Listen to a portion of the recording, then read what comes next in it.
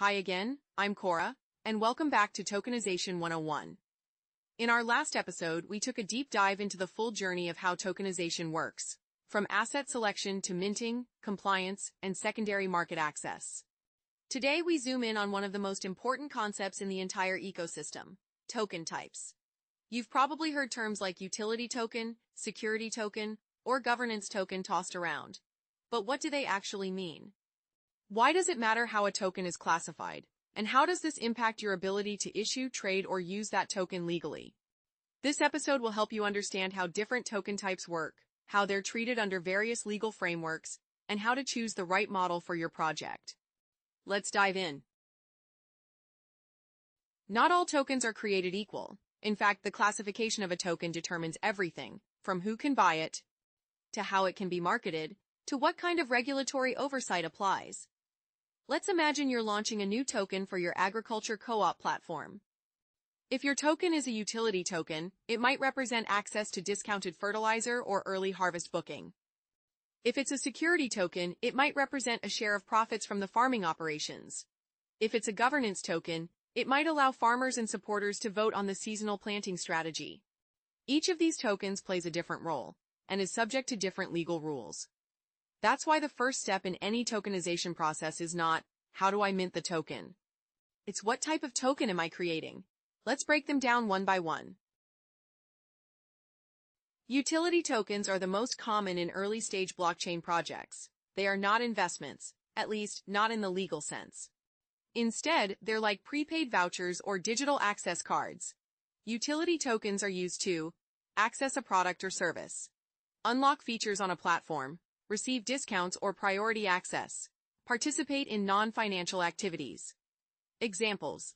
On a decentralized storage platform, utility tokens might be used to buy or rent digital storage space. On a health data platform, they might let users share or monetize their data in exchange for services. Key characteristics. They offer function, not financial return. They must be actively used, not just held for speculation. Their value is tied to usage, not profit expectations. Regulatory warning.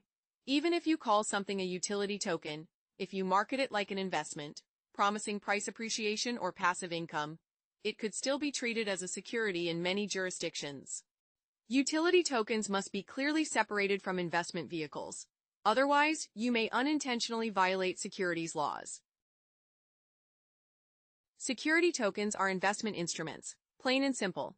They represent financial rights, such as ownership in a company or asset, a share of future profits or revenue debt repayment obligations, claims on dividends or interest. If your token is issued with the expectation of profit, based on the efforts of others, it likely meets the legal definition of a security. Examples. A token representing fractional ownership in a real estate development. A tokenized bond or debt instrument issued by a solar energy firm.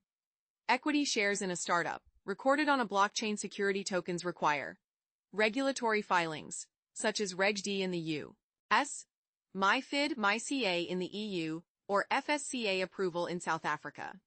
KYC AML checks on all investors' ongoing disclosures and audits, potential lockup periods and trading restrictions. The benefit? Security tokens bring legal clarity and institutional compatibility. They allow for compliant fundraising and asset-backed investment. They can be integrated into regulated exchanges or trading systems. The challenge? More complex to issue and maintain higher legal and compliance costs. But if you want to tokenize ownership or revenue, this is often the right path. Governance tokens are designed to give holders a voice in the ecosystem. They don't necessarily offer financial return or platform access, but instead, voting rights. These votes can affect product roadmaps, treasury allocations, protocol upgrades, community rules, or grant approvals. Examples. A DAO where token holders vote on which startups to fund, a DeFi protocol where token holders adjust interest rate formulas, a community project where users choose feature priorities. Governance tokens work best in decentralized ecosystems, where no single entity makes the rules. But here's the twist. If governance tokens are concentrated in the hands of a few, or used as a proxy for profit, regulators may still treat them as securities. Best practice? Use snapshot voting spread tokens widely. Document governance mechanisms clearly. Governance is powerful, but only if it's real, fair, and transparent. In the real world, tokens often blend characteristics. For example, a token might offer product access, utility, and dividends, security. A token might include voting rights, governance, and be used for discounts, utility. That's why many legal frameworks are moving toward function-based assessments. The Howey test in the US, the MiCA guidelines in the EU, and the FSCA's risk assessment framework all evaluate how the token is structured and used, not just what you call it. Hybrid tokens must be carefully designed, disclosed, and managed, and legal advice is essential. So how do you choose the right token type? Ask yourself, what is the core purpose of the token? Will it be used or held? Will it be sold for capital or granted to participants? Does it require governance features or will decisions be made off-chain? Will there be price appreciation driven by the issuer's actions? If your answer involves profit expectations, you're likely in security token territory. If it's functional, like using software or a platform, utility token is more likely. If it's purely for governance without financial reward, governance token might apply. But remember, it's not always black and white. That's why jurisdictional advice and legal clarity are non-negotiable. So, what have we learned today? Tokens are powerful tools, but they're not all the same. Utility tokens unlock platforms. Security tokens enable compliant investing. Governance tokens let users participate in decision-making. Hybrid models are emerging, but require careful design. Choosing the right token type isn't just a design decision. It's a legal, technical, and strategic one. As the world of tokenization evolves, classification will continue to be one of the most critical decisions any project makes.